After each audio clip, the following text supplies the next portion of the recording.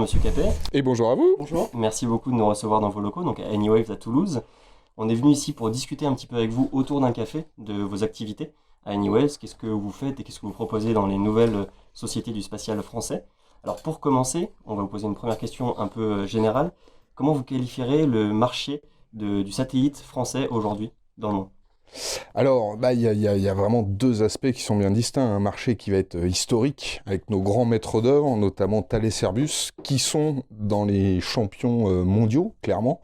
Régulièrement, il y en a qui sont d'ailleurs leaders mondiaux sur ces marchés-là. Et puis, un nouveau marché là, qui est en train d'arriver, donc des fois qu'on appelle le marché du New Space.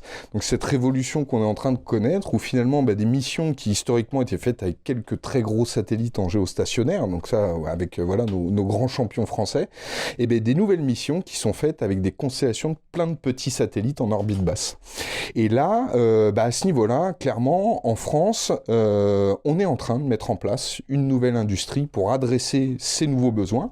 On n'est pas forcément spécialement en avance, en particulier par rapport aux Américains, qui ont attaqué très fort, très tôt, mais on a vraiment cette capacité à pouvoir adresser ce marché de manière pertinente et efficace, parce qu'on a déjà un tissu industriel, on a le savoir-faire, on a les compétences techniques, les formations, donc ça va vraiment des écoles jusqu'à la production de tous ces équipements, et donc justement, on est en train de réagir en France et même de manière plus large en Europe, mais pour pouvoir adresser ce marché et répondre à la demande en développant des nouveaux équipements. Et du coup, sur ce marché en pleine expansion, comment vous pensez que les moyens de production vont pouvoir suivre ce rythme qui est quand même très dynamique? Alors, ça, en fait, il faut amorcer un peu, je dirais, une rupture dans notre façon de faire, parce que ces fameux très gros satellites, en général, c'était des objets souvent uniques pour une mission donnée, et donc je dirais quelque part c'est un peu comme les robes de grands couturiers, c'est des pièces uniques qu'on faisait une fois, donc on y mettait un temps extrêmement conséquent, une attention particulière. Là où le marché du New Space, du fait de cette quantité de petits satellites, doit opérer une mutation dans sa façon de concevoir et de produire ses équipements.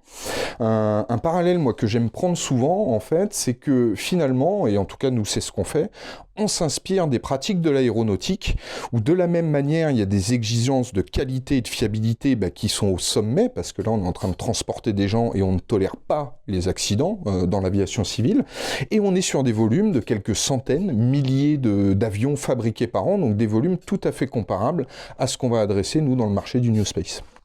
Concernant spécifiquement Anywaves, vous avez fait le choix précis et important, je pense, de la céramique. Pourquoi ce choix-là et pourquoi aussi l'incursion, disons, de l'impression 3D, la fabrication additive, comme on appelle ça, au niveau de vos moyens de production? À quoi ça correspond et à quel besoin ça essaie de répondre? Alors, en effet, ça c'est vrai que ça fait partie de nos ingrédients secrets, puisque nous, donc notre métier, c'est de faire des antennes pour les constellations de satellites. Et donc pour ça, il y a plusieurs défis techniques à adresser. D'une part, la miniaturisation. Donc c'est quelque chose qui est extrêmement compliqué dans notre domaine, parce que là on fait face aux lois de la physique et aux équations de Maxwell qui peuvent faire un peu mal à la tête. On fait face aussi à une autre problématique, on en a parlé, c'est la problématique industrielle. Donc cette nouvelle façon de produire avec des volumes plus importants, mais sans sacrifier le niveau de fiabilité et de qualité des équipements. Et c'est là où, pour nous, pour faire face à ces différents challenges, on a quelques ingrédients secrets, dont cette technologie d'impression 3D céramique. Alors, qu'est-ce que permet la céramique? En fait, la céramique, c'est un matériau extrêmement noble, extrêmement résistant. On en trouve, par exemple, dans le dentaire, on en trouve dans le nucléaire, dans tout un tas d'applications techniques extrêmement difficiles. Et en fait, c'est un matériau qui est parfaitement adapté pour le spatial. Des températures extrêmes, du vide, des radiations qui viennent du soleil quand on n'est pas protégé par l'atmosphère. Et c'est aussi un matériau qui a le bon goût de pouvoir miniaturiser les antennes. Et c'était pas utilisé, en tout cas, jusqu'à présent, dans ce domaine-là. Et là où c'est intéressant pour nous, c'est que avec cette technologie d'impression 3D, on vient en fait former et créer des pièces céramiques qui vont avoir des propriétés électromagnétiques ajustées en fonction des formes qu'on va pouvoir leur donner. L'impression 3D, en plus, qui est parfaitement adaptée à ces volumes, en tout cas industriels qu'on vise, à savoir des centaines, des milliers d'unités. Donc autant quand il va falloir en faire des millions, là ça va être un peu plus compliqué, on va plutôt aller chercher d'autres types de procédés industriels. Mais pour le marché qui nous concerne, c'est un procédé qui est parfaitement adapté, extrêmement flexible et qui va pouvoir nous permettre de produire tout un tas de types d'antennes différentes. Et comment vous expliqueriez une telle effervescence au sein du New Space français là ces dernières années? Eh bien, je dirais que c'est qu'en fait, autant, voilà, il y a à peu près une dizaine d'années, la France était assez sceptique sur ses perspectives marché, puisque c'était des nouveaux satellites qui venaient principalement des universités, donc faits par des étudiants, etc., avec des objectifs de pédagogie, donc vraiment pour former la nouvelle génération d'ingénieurs, de techniciens dans tous les domaines du spatial. Et puis, il y a un certain nombre d'acteurs qui se sont rendus compte que ces petits satellites, déjà, étaient un peu plus faciles à fabriquer que les très gros. On pouvait aller plus vite, ils coûtaient moins cher à mettre en orbite, et on pouvait offrir des nouveaux services, des services qui pouvaient être complémentaires des satellites existants. Et donc, finalement, chemin faisant, les nouveaux acteurs, notamment américains, émergents, de la même manière, en Europe, de plus en plus d'acteurs sont là et proposent des nouvelles applications, des nouveaux services basés sur ces approches de constellation. Et donc, maintenant, les choses sont en train de se confirmer. C'est du sérieux, c'est une révolution assez concrète. Et donc, maintenant, c'est à nous d'en prendre conscience et de réagir pour continuer à être dans la course. Et du coup, en tant que sujet éminemment multigénérationnel, comment vous pensez que le spatial peut aujourd'hui vraiment s'ancrer dans l'esprit du grand public? Alors ça, c'est tout le défi, parce qu'en fait, le grand public utilise déjà quotidiennement le spatial. Ça peut être la navigation dans les voitures, ça peut être la météo, ça peut être toutes les places boursières aujourd'hui qui sont asservies sur des temps GPS. Donc on est déjà ultra dépendant du spatial. Le problème, c'est qu'on n'en est pas conscient. On n'en est pas conscient parce que c'est loin, on n'y pense pas, on s'en rend voire même pas compte que voilà, sur son téléphone, on utilise de la donnée spatiale pour savoir où on est, puis finalement, dans sa vie quotidienne, l'utiliser quasiment toutes les heures, toutes les minutes. Donc il y a un vrai intérêt, parce que le spatial, c'est quelque chose de difficile techniquement, c'est quelque chose qui demande évidemment des financements pour pouvoir développer des nouveaux services, des nouvelles technologies et rester au top, générer de l'activité économique, parce qu'aujourd'hui on se rend compte que c'est un levier sur le bassin d'emploi qui est extrêmement fort. C'est aussi une industrie qui exporte beaucoup, donc pour nos balances commerciales à tous, c'est hyper important.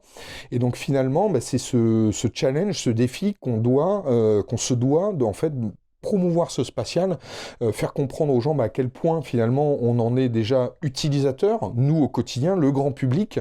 C'est aussi ces données du spatial qui ont permis de confirmer l'existence du phénomène de réchauffement climatique, et donc là qui sont des enjeux mondiaux et humains qui nous concernent tous, et donc il faut vraiment être conscient que le spatial est un outil vraiment pour adresser tout un tas de défis de demain.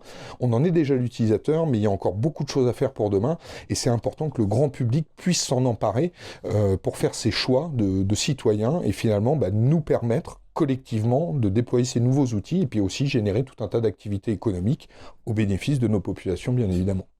Suite justement à tous ces intérêts globaux des sujets spatiaux, on sait que Anywave c'est partie de nombreux regroupements d'entreprises spatiales françaises, et pas que françaises d'ailleurs, on peut citer l'Alliance du New Space, le Club de Galaxy, pour ne citer que. Quel intérêt pour vous ont ces regroupements spatiaux et quelle place vous souhaitez y occuper en tant que Anywaves? Alors, ces regroupements sont importants. Alors, d'une part, on a parlé de l'Alliance New Space, qui a vocation à fédérer les nouveaux entrants sur ce marché, parce qu'évidemment, il faut pouvoir avoir de l'entraide. Aussi, c'est une façon de confronter notre vision du marché, éventuellement même de faire du business ensemble, et surtout de porter ces messages auprès de nos institutions pour qu'ils puissent soutenir évidemment à la fois les acteurs historiques, qui sont déjà bien implantés, très présents sur les marchés traditionnels, mais aussi les nouveaux entrants. Pourquoi ? Parce que demain, dans cette révolution du spatial, les acteurs historiques ne pourront pas être sur tous les fronts et vont avoir besoin d'une nouvelle génération d'équipementiers, une nouvelle génération aussi de clients qui vont proposer des services et donc qui vont acheter leurs satellites pour qu'ensemble on puisse faire face à, je dirais, cette compétitivité mondiale sur ce domaine-là. Et également au sein du Club Galaxy qui lui a vocation à fédérer les acteurs nouveaux et traditionnels dans toute la région Occitanie. C'est vraiment un lieu où on partage nos problématiques, on confronte nos idées, où on vient amener notre vision de ce que peut être le marché, les opportunités pour nous demain, et de la même manière porter les messages auprès de nos institutions, Agence spatiale française, le CNES bien évidemment, mais également auprès des ministères. Il se passe aussi pas mal de choses au niveau international. Vous, de votre côté, où est-ce que vous vous situez? Alors en effet, excellente question, puisque il y a évidemment la région, un bassin d'emploi spatial, parce que Toulouse, capitale européenne du spatial, quand même, faut pas l'oublier. La France, grande nation du spatial, mais même au-delà, l'Europe, qui est aussi désormais un acteur absolument majeur et avec lequel il faut évidemment travailler, puisque c'est ensemble, même au niveau européen, qu'on sera capable d'être compétitif sur ce marché-là, avec l'ESA, avec également la Commission européenne qui pousse extrêmement fort, on le voit avec les sujets de constellation breton, pour qu'on ait une souveraineté européenne du spatial pour faire face aux grandes nations comme les États-Unis, la Chine, la Russie, etc. et pouvoir apporter notre pierre à l'édifice. Donc c'est en travaillant ensemble. Et au niveau européen, donc on a monté une association qui s'appelle YES, qui a vocation donc à regrouper cette fois-ci toutes les jeunes pousses talentueuses au niveau européen pour porter nos messages auprès des institutions européennes et les inviter à investir et à nous faire confiance aussi pour être une source de compétitivité pour demain. Et du coup, dans cet écosystème en plein développement du New Space français, quelle place occupent pour vous les nouveaux médias, alors comme celui que nous sommes, ou les vulgarisatrices et vulgarisateurs qui opèrent chaque jour justement pour transmettre un petit peu ces informations, cette image du New Space à la française? Alors pour moi, c'est un rôle qui est essentiel. On en a parlé, c'est aussi déjà d'abord faire connaître au grand public encore mieux ce qui est déjà le spatial actuel et encore plus ce qui sera le spatial de demain. C'est aussi la possibilité pour nous, jeunes acteurs, déjà de promouvoir et de faire connaître nos sociétés. C'est aussi la possibilité, et ça je l'ai vu notamment quand on va donner des cours dans les écoles, de créer des vocations, parce que le spatial, c'est quelque chose qui est accessible à la jeunesse aujourd'hui, parce qu'il y a des écoles qui forment à ça, il y a des entreprises comme nous qui embauchons des jeunes recrues, des nouveaux talents, dans tous les domaines d'ailleurs, il n'y a pas que la technique, mais il y a toutes les fonctions support, des achats, de la production, de la communication, il y a vraiment tous les métiers qui sont impliqués dans un projet d'entreprise. Et donc pour moi, c'est absolument essentiel de pouvoir contribuer et puis soutenir ces initiatives-là, parce que c'est elles qui nous permettront de collectivement prendre ces bonnes décisions pour investir dans le spatial et les outils qui seront les solutions de demain. Quel message vous souhaiteriez faire passer à celles et ceux qui parfois s'intéressent à ce qui se passe au-dessus de notre atmosphère, en dehors de notre atmosphère? Moi je ne peux que les inviter à aller regarder encore et toujours plus, parce qu'il y a autant sur le nombre d'applications qu'on peut faire avec le spatial, c'est absolument fabuleux. Ça peut être de l'observation de la Terre, donc des images, de la surveillance des hauteurs des mers, surveillance de la végétation, des télécommunications, de la navigation, etc., etc., etc. Donc là, on parle uniquement de cet œil qui est tourné vers notre planète. Et puis, il y a encore tout un autre espace qui va au-delà, qui est bien plus loin. C'est l'œil qu'on tourne au-delà. Il y a eu récemment James Webb, télescope absolument fabuleux qui a été envoyé.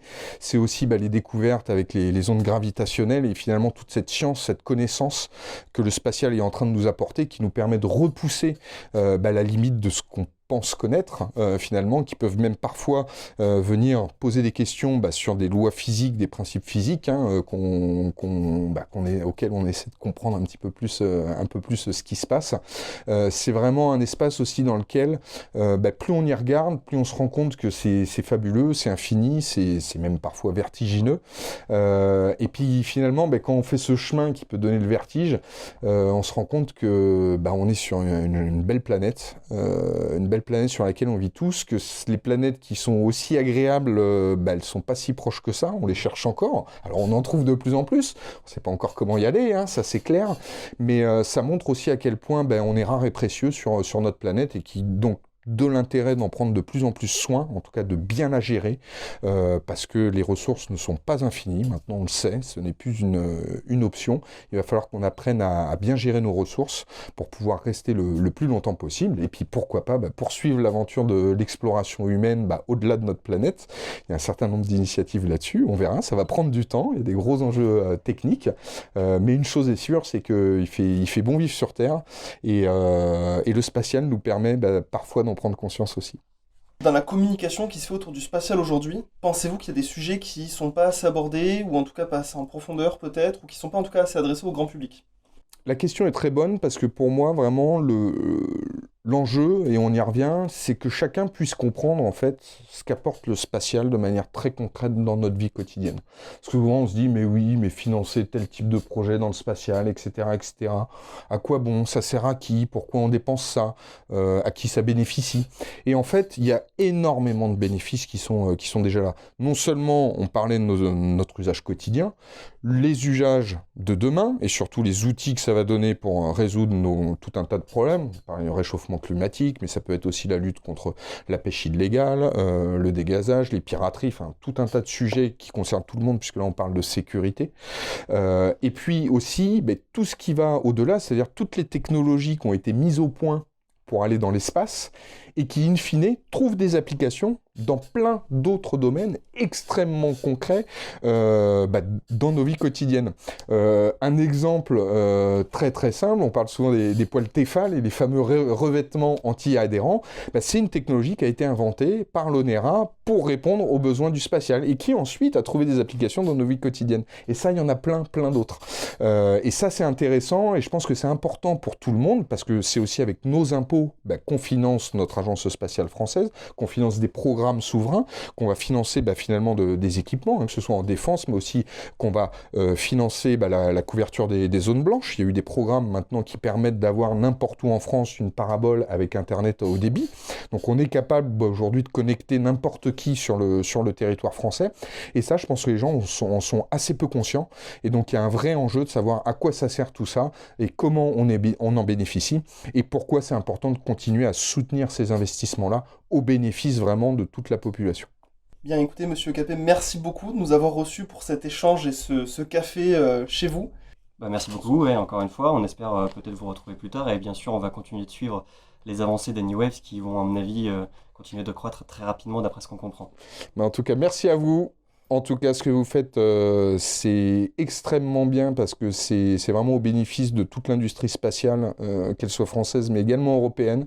C'est un sujet d'enjeu pour l'avenir, donc continuez. On a besoin de gens comme vous aussi pour promouvoir, porter ces messages, mettre en lumière tout ce fleuron technologique qui nous apporte de beaux outils. Et à très bientôt. Merci. Merci beaucoup.